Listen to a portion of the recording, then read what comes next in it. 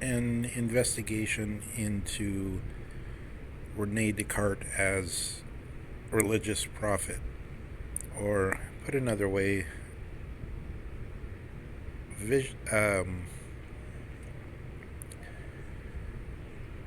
a mystic, aside from being understood as one for whom there is no question of faith, um, because they're incapable to um, doubt of God. We could say this in another way. The mystic is the one for whom no reason need be given, no why. So the why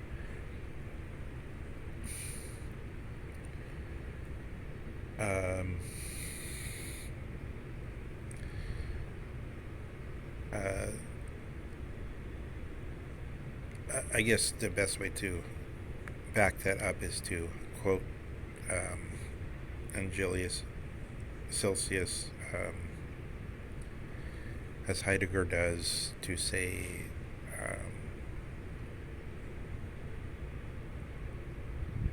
the blossoming of the rose has no why.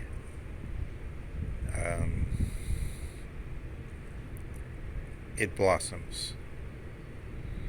So it blossoms because it blossoms. It's not a question of giving a why. This is the mystical attitude. So Rene Descartes, we should situate this, and the reason we keep situating is because we keep asking the why of the current situation, and this seems to give us some traction. We situate this.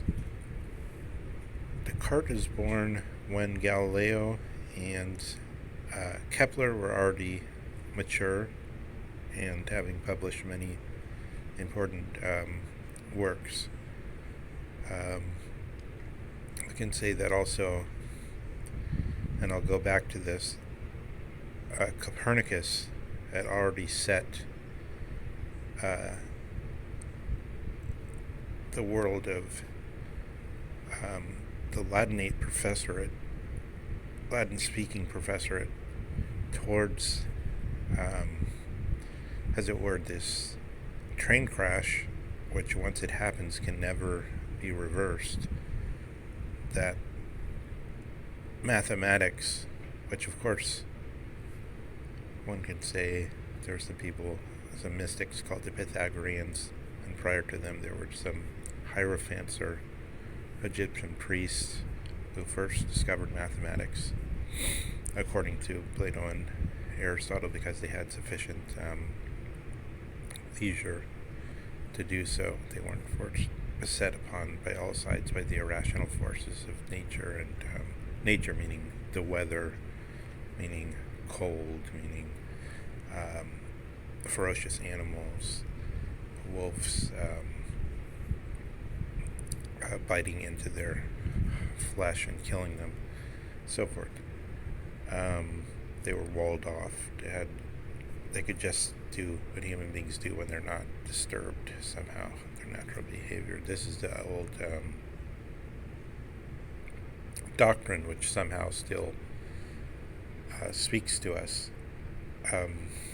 So Descartes was 19 years old, which I believe would have been in 1614, and he had a vision of what he calls the angel of the truth. And this vision told him that mathematics was the way, and that it would reveal all the secrets that he wanted to know, and that not just him, but as a individual of mega collective importance, all human beings would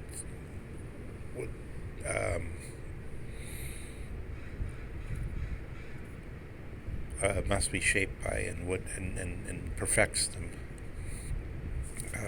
So Descartes at age 19 had mastered all mathematics known at that time. And so he was already going out on his own paths, his own ways. And he discovered a method for translating, I call it, the algebra into geometry. Again, I mentioned, as I always mention, that a friend of mine, Richard Alexander Wonku, has, I think it's very, just as an example of a widespread view, I just promulgated with the mathematicians' house so far. This is a personal opinion based on personal insight, I don't know, but I think it's a very widespread view, is that math is not worth doing for the genuine mathematician if there's no geometry. Geometry gives math its real texture. So this allows the more abstract math, first basic algebra, but then later on more sophisticated forms of math, to be translated, as it were. Later on, the mathematicians in our own time used the term abstract nonsense, which is a kind of quasi-technical term to mean that has it so turns out in the translation between maths, sometimes something is lost. Some little static comes through, maybe. But for Descartes, there's a very interesting schism in that he has this revelatory will to power moment. So I call that will to power, and that Nietzsche references some kind of Prussian diplomat businessman, Niebuhr. He mentions it in the essay about the uses and abuses of history for life. I think it's Barthold Niebuhr.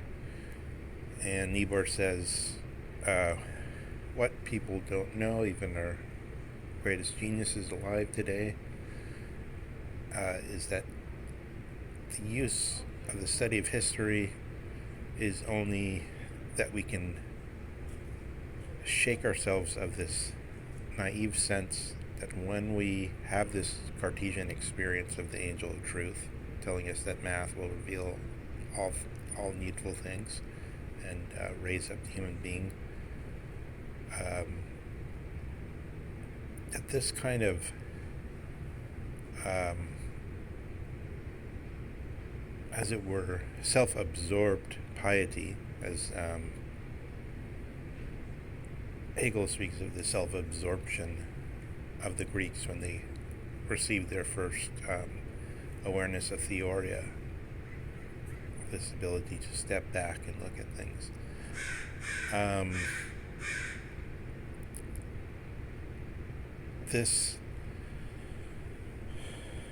Or I should say the piercing of the self-absorption in the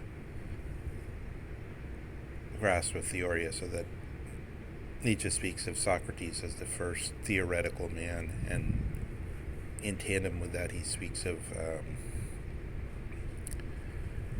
the pre-Platonics rather than the more common phrase the pre-Socratics, because there's a split in Socrates where in one sense Socrates is prior to Plato, and then there's a kind of Plato-Socrates synthesis where Plato and Socrates become indistinguishable because Plato has written self-consciously, explicitly aware of some problems in language dialogues rather than direct, I, Plato, say this, I, Plato, prescribe this course of action.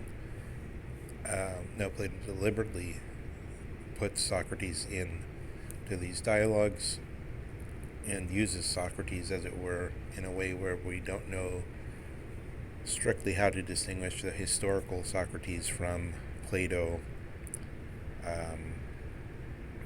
dreaming with speech, how Socrates can track and unveil himself. So keying in to one side of Descartes, we get the visionary um, and mystical sense of a religious figure. Keying into the other side of Descartes, we get this practical, savvy I should say, somebody who has punctilio, who really knows how to sell his case. Heidegger was like this to some extent. Heidegger knew how to not offend people. He knew how to find the magic phrases and make his way, especially through the maze of academic promotion. So I think Nietzsche, I just on the side I mentioned it before. Nietzsche didn't go too far. He got a professorship in an out-of-the-way place in Switzerland. Actually, he spent most of his life in Switzerland, interestingly, in a certain sense. But basically, he was just an adjunct professor, this supposed, which a lot of people misunderstand because the word for adjunct professor is extraordinarius, which sounds Sauber or something, magical almost, but actually it just means not a full professor. So it's a defect. Heidegger was able to manage his ascent up through the politics of the university, so to speak. Nietzsche was not able to do that. Descartes, my impression is, his savvy is comparable and probably superior to that of Heidegger, more like that of, I somehow think of Hegel in a way. Hegel maybe even more well established in this regard. Wagner, in some sense, being very savvy in this regard, knowing how to be in the center of the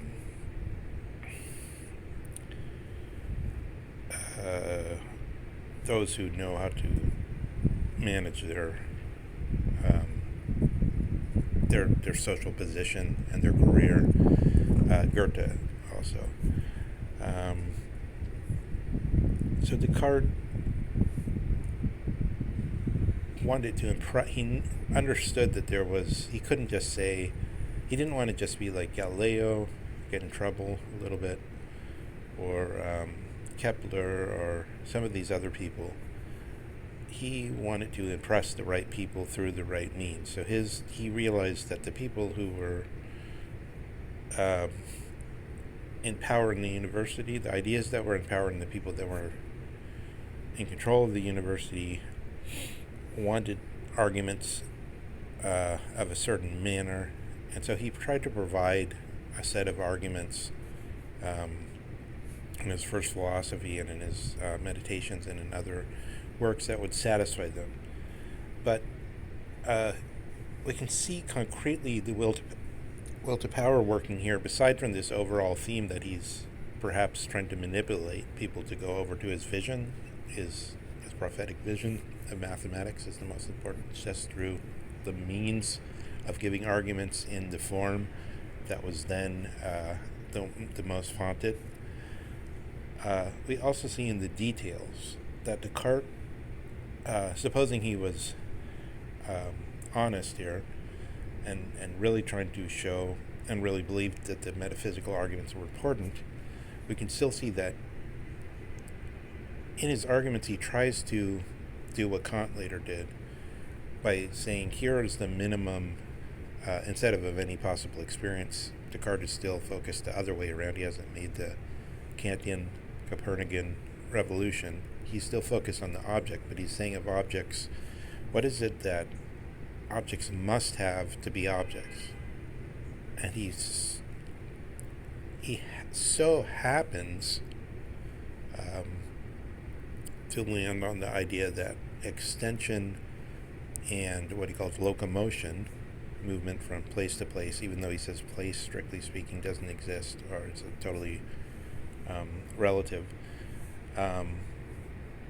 Movement and extensions seem to be, that an object can move and that it has some extension are supposedly the most constant features of objects. But is that true? So if you start and ask anything that becomes a matter of reason or science must first start from ordinary daily life, where we see something and then we're having this discussion, this reason, and we say, oh, the features that are most constant in matter are the extension and the movement. But what about, how is it that Descartes rules out, for instance, color? So then it turns out Descartes has ruled out, even though he seems to have proceeded extremely systematically and extremely carefully, and he's constantly endeavoring to give us little pep talks and say, if you keep at this, if you read the book twice, you'll get there. Some people might have to read the book 3 times, but you'll definitely get there because it's clear and distinct what I'm saying. But then you find out there's flaws in what he's saying. So, yeah, why not color? Did I ever see an object that didn't have color? Okay, if you want to play this game and say, strictly speaking, darkness is not color, or pure light is not color, or something. But if you allow that any visual perception maybe has a zero of color, there's this pure darkness, this pitch black, velvet thick sort of sense deprivation darkness, or even somehow the darkness of nothingness for the consciousness or something like that. But nonetheless, every time you have a visual experience of any kind, it seems to have to in color and any object.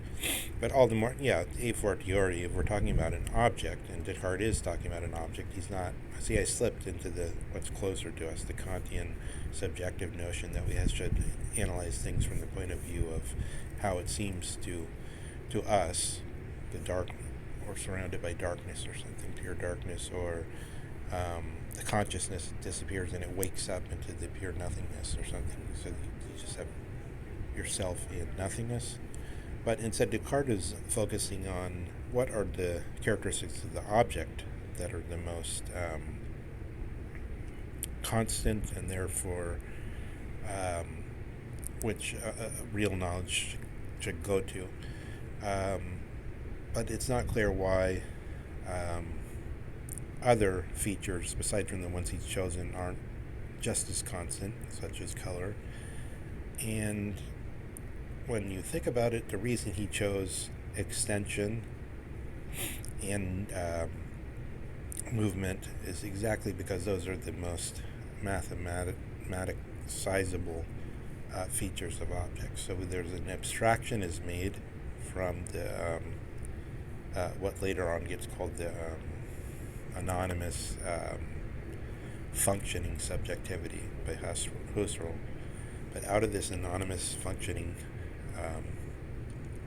subjectivity, which constitutes the Umwelt, or the environment. So the environment doesn't mean quote-unquote physical nature or something. It just means straightforwardly you're here, there's something around you, and it's constituted as a social world. Because when I speak about a piece of trash, for instance, I distinguish a piece of trash from leaves in some sense, even though I know leaves in certain areas people want to brush away the leaves too. So the leaf would have the social meaning of something that ought to be removed and cleaned up or something. Nothing just has, as it were, a generic, quote-unquote, natural physical meaning. It always has also this social meaning.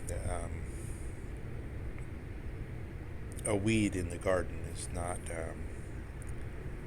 that's not a biological, there's no biological correlate to the meaning of weed rather than flower, or weed rather than I mean, in some cases, maybe flower does have a precise biological meaning, but there's no um,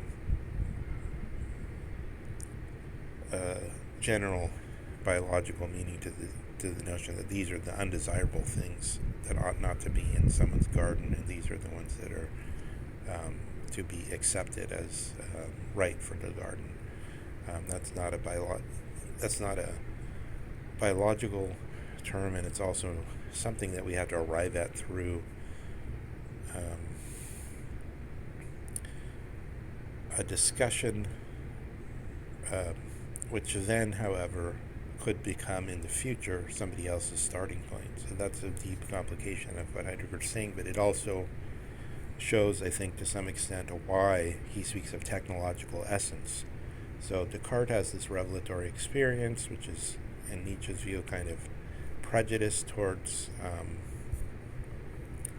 the mathematical approach towards the world through a specific abstraction by taking the features of extension and movement and treating those as the most important ones and only focusing on those, and then trying to give them precision through different mathematical methods, and then adding a whole bunch of other things concerning concepts of mass and other issues which in some way are not gravity, which are not totally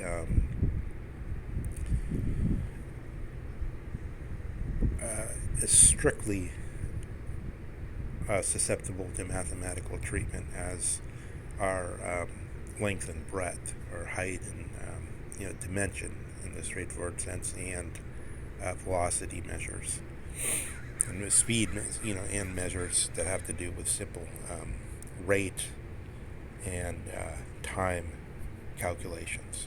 But then physics kind of cheats and brings in other concepts that aren't that neat in our own time. But that was the basic aim, was to get to mathematics. So let me go back to Kepler. Like I said, I was going to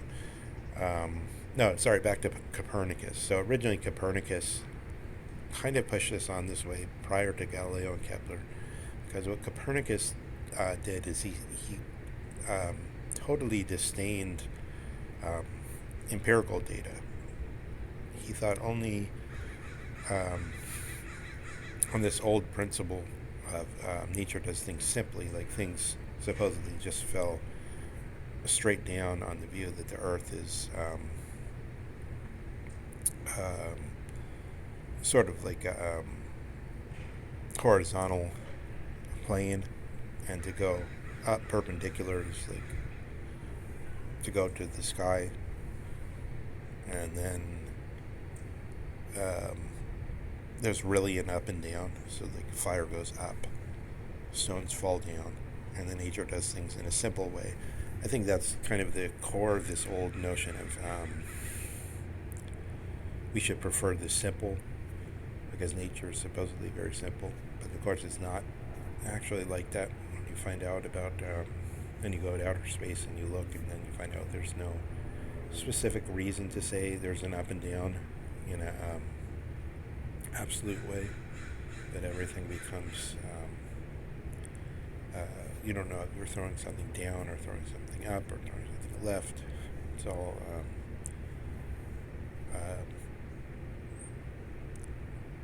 the simplicity is kind of obliterated.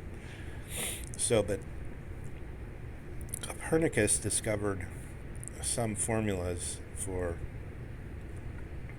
first he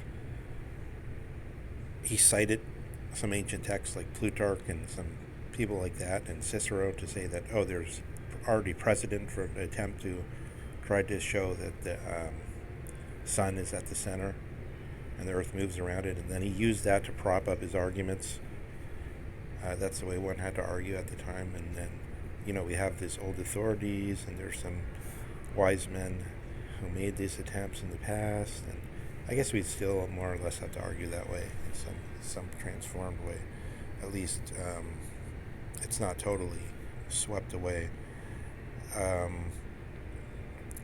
And so Copernicus said there's precedent for this tack, and I'm going to try to do it. And then he showed it really made sense mathematically to place um, the sun at the center, and then there's like, I think, half a dozen strong empirical proofs against this, but a lot of people were so impressed just because the tradition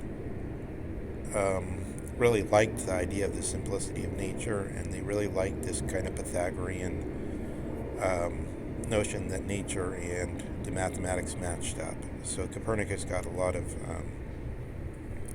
headway through appealing to people who liked that mathematical religion of,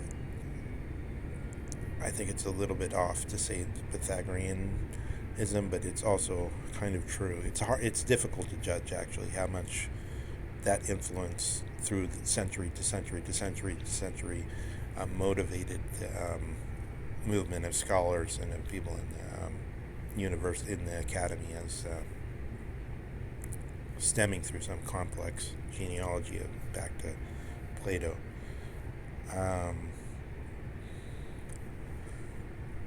So, oh yeah, for one thing, with the parallax issue, just to give one example, is that it was, if, if the Earth is rotating around the sun, then every 6 months it should be, as it should be totally on the other side of the sun, right? If you picture it that way. And then, if you just think in terms of holding the parallax, the simplest version of parallax is just you hold the finger in front of your face a couple feet out, and then close your left eye, close your right eye. You see it moving a little bit, right? Exactly the same way. If at one, let's say in the beginning of the autumn, you're on one side of the sun. That's like holding one eye closed, and then 6 months later you're on the other side. That's like holding the other eye closed. You should be able to see a difference in where the planets are, because you're in a different position, right? The whole of the visible planets should appear slightly. That's what the parallax view means, is they should appear slightly different in their relations to one another. The planets should somehow shift slightly. This was not observed during Copernicus's time. It was attempted. Many observations had been made. It was said empirically he's wrong. So later on, that was discovered more than 100 years later. But at the time, there was lots of there was I think 6 empirical proofs against him. But this shows part of the zeal with which this Pythagorean religion was held. So I think this whole notion that Descartes has chosen this not because his rational or metaphysical proofs showed it out, because of the example of the color being just as much an ordinary part of objects as the extension and the movement. And this whole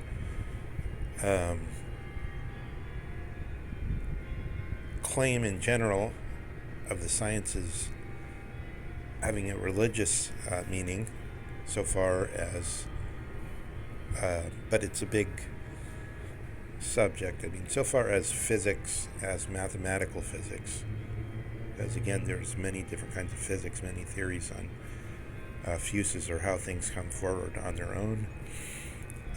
Prior to enlightened physics, mathematical physics. But so far as mathematical physics is supposed to be the exemplar or even the foundational support of science as science, we can see, I think, further power behind Heidegger's argument, and I think the argument of all thinking people, that what we should do is actually, instead of going with this irrational will to power of Descartes, we should reinitiate the possibility of thinking people thinking what makes sense to the people who are most gifted at thinking, and not this constant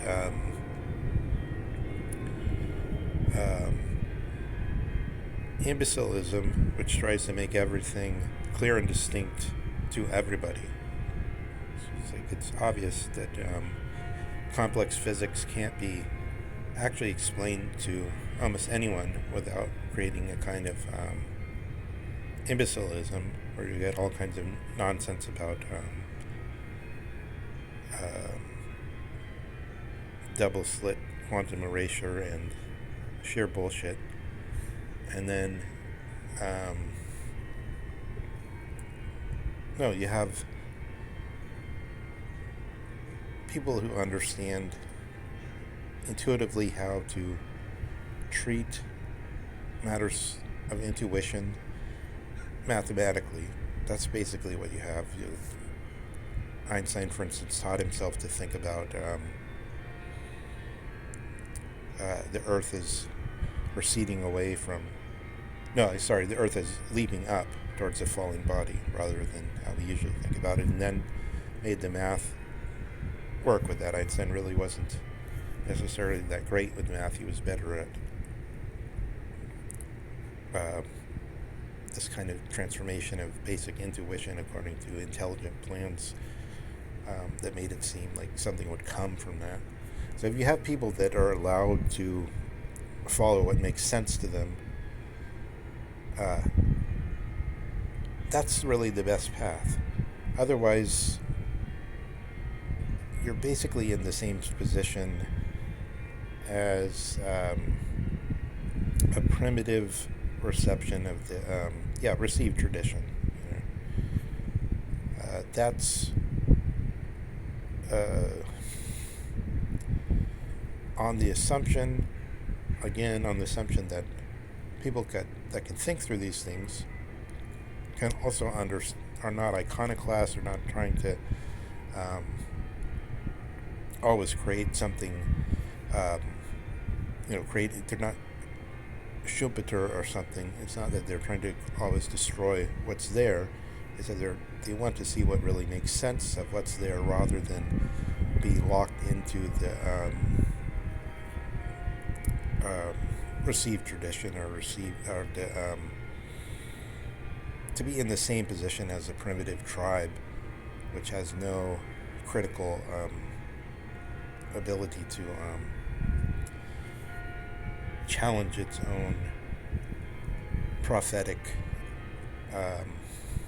pieties, which have been received through a kind of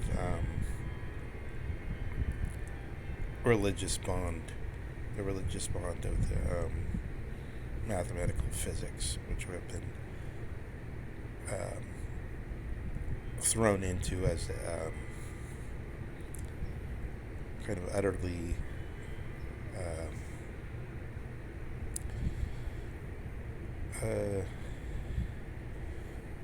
terrible fate